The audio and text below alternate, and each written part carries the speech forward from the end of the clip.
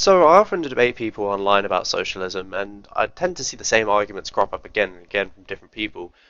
Because of this, I kind of wanted to make a video going through, going through these recurring arguments. So hopefully, if you hold any of these views, you can see how they're refuted. By all means, feel free to refute them, refute the refutes. But yeah, I just thought would give the main arguments against these generic arguments against socialism. So quickly before we get into it, I just want to make a few definitions clear. You may not agree 100% with these definitions, but they're what I'm going to be going by. So if you want to understand my arguments properly, then just understand these and know that's what I'm referring to when I talk about certain things. So first off, capitalism is where the means of production is privately owned by a capitalist or CEO or something like that. State capitalism, or also known as National Socialism, honestly, I think there needs to be a better name for that whole thing, is where the state owns the means of production. Socialism is where the workers own the means of production, and wealth is distributed equally, as well as there being no private property. And then communism comes about after decades of successful socialism, and it is a classless, stateless, currencyless society. Right, so here's a list of all the different arguments I'm going to cover over. Don't really know where I'm going to be putting them in the video, but like maybe here or here, so yeah. So you can just skip to each section in the video through the description if you just want to watch one specific thing, but if you want to see all of them, then just watch in order and we'll get to everything. So let's start with the incentive argument. So, you always hear the argument of if everyone's equal, or if there's no money, then there's going to be no incentive for people to do anything. No one's going to work. There's going to be no scientific progress, and it just won't. Everything will stagnate. So let's talk about that. So now I'm not denying that money is a good incentive, but it's not the only incentive, and there are other things that can do its job. So to give it an example here. Did you clean your house at any point in the last, say, like month, or maybe your room or something, or maybe even just your desk? If you did, then you did it because you wanted it to be clean. You didn't get paid to do that. So this just kind of applies to all of society. People would clean buildings that they work and live in because they want them to be clean, not because they're going to get paid for it. And you may be thinking, who's going to dedicate their life to cleaning under communism? Well, no one is really, but they don't have to. The thing is, under communism, jobs kind of work differently than they do under capitalism. This one quote from Mark, I think, kind of sums it up quite well. In a communist society where nobody has one exclusive sphere of activity, but each can become accomplished in any branch he wishes, society regulates the general production and thus makes it possible for me to do one thing today and another tomorrow, to hunt in the morning, fish in the afternoon, rear cattle in the evening, criticize after dinner, just as I have a mind, without ever becoming hunter, fisherman, herdsman, or critic. So this pretty much sums up the whole no one will clean argument. People will clean, but rather everyone will have to do their part in it. So maybe some people will have that duty one week and then some different people the next week. The important thing here is that things are freely decided by the society on how to be dealt with because it's where they live and it's not for anyone else to tell them otherwise. If a society didn't want to ever clean, then they wouldn't have to clean, and that would be their choice. So another thing people say is that under communism no one will work because there would be no monetary incentive and it would not be mandatory. Now, the thing is with this is that communism's goal is actually to reduce work. Now, it kind of feels weird after growing up in a capitalist society being told your whole life unemployment is bad, we've got to reduce unemployment, we have to get as many people as working for as long as possible.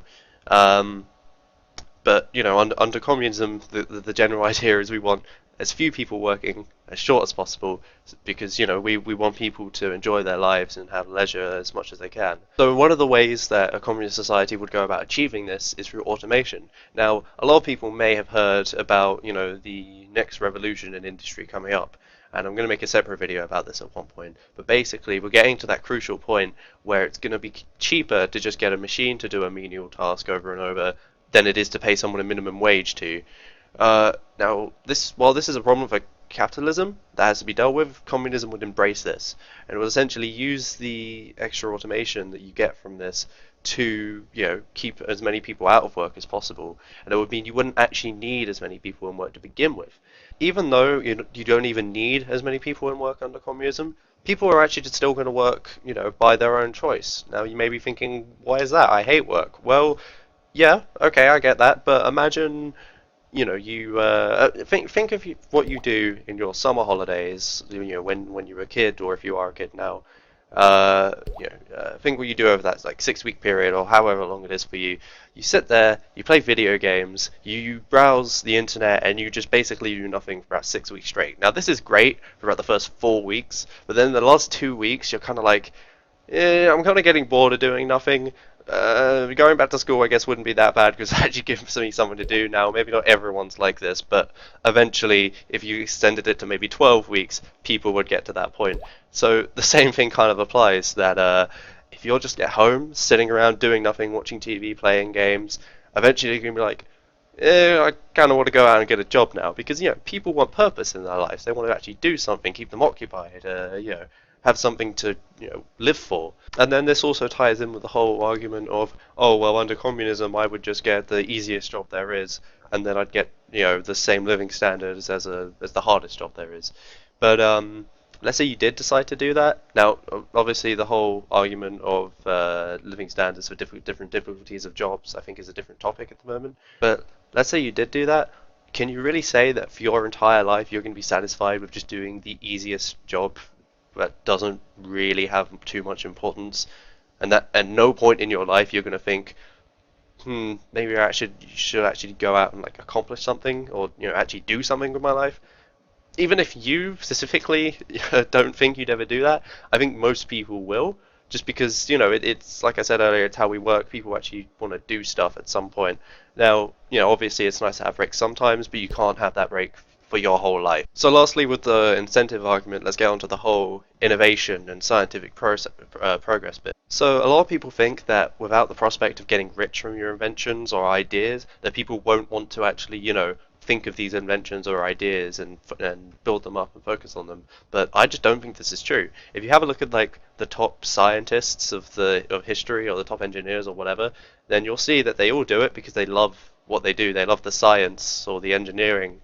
They don't do it just to get rich. I mean, I'm not saying getting rich wasn't a nice part of them for that, but whether the money was there or not, they would have still wanted to share their ideas and their creations with the world, because of course it's their life's work, and it's what they truly are passionate for. I mean, if you have a look at Tesla, he actually gave away all of its patents.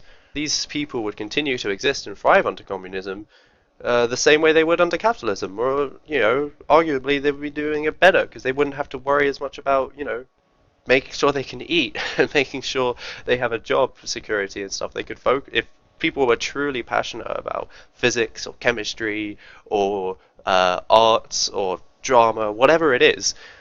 They can properly focus on these things that they're passionate about because they don't have to be thinking, shit, am I going to have a job if I pursue my dreams here? So secondly, a lot of innovation under capitalism is actually held back in order to not crash the market a lot of the times.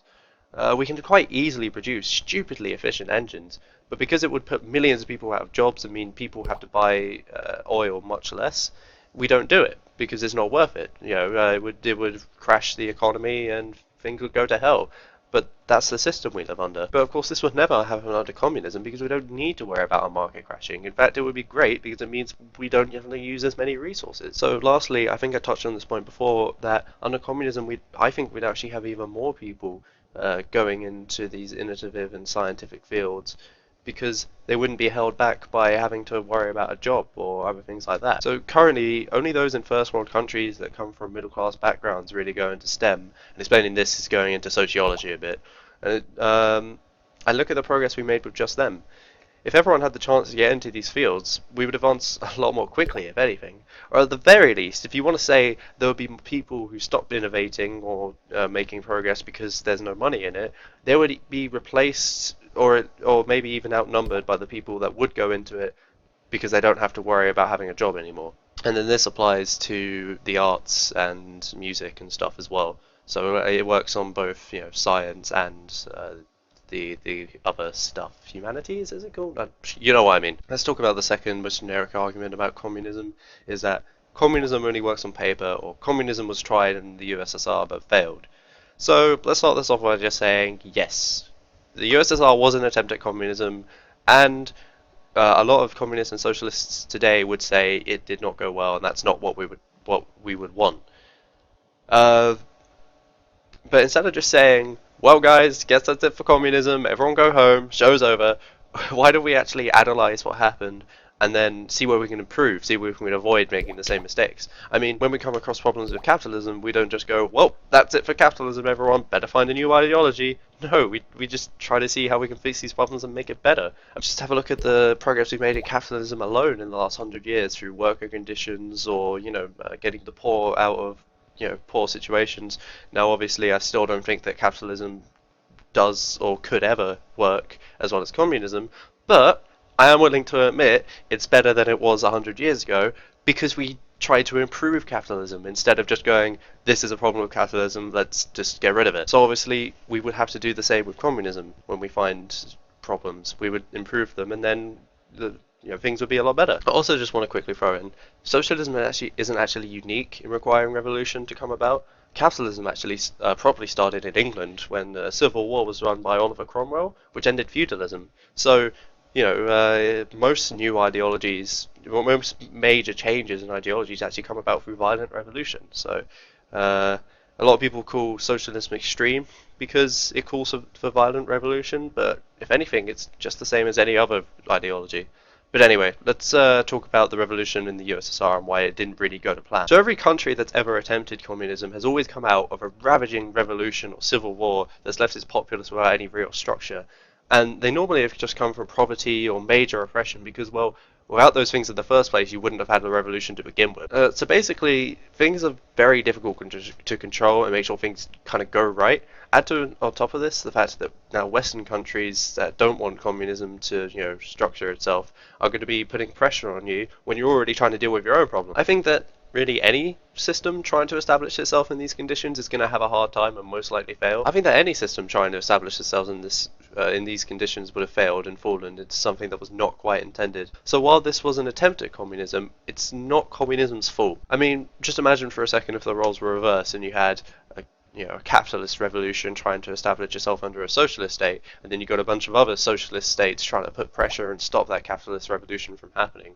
Obviously, a capitalist revolution is absurd to me, but you get the analogy. But let's talk about what happened exactly in the USSR for a moment. So, shortly after the revolution, after a couple of years, Lenin, the actual leader of the revolution, and one of the biggest spreader of communist ideas at the time, he died. So due to this, there was kind of a huge power struggle, and then it allowed Stalin to just kind of waltz in and take control there. And the way that Leninism works is that after the revolution, you set up a vanguard party, which is meant to transition from capitalism into socialism.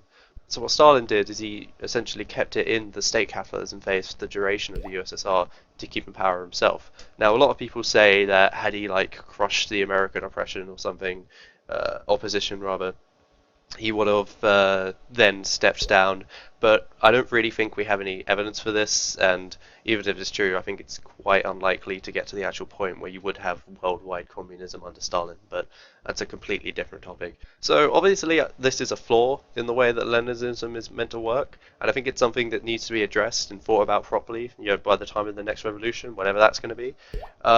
But it's good that this has happened in a way because now we can see what went wrong and we can see how to improve it so it doesn't happen again.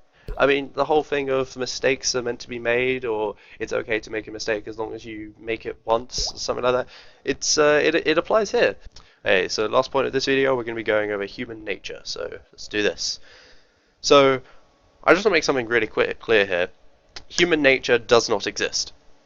Have you ever noticed how in some cultures it's considered moral to cut off someone's hand if they steal, but others it's not? This and other examples prove that morality is not consistent or objective.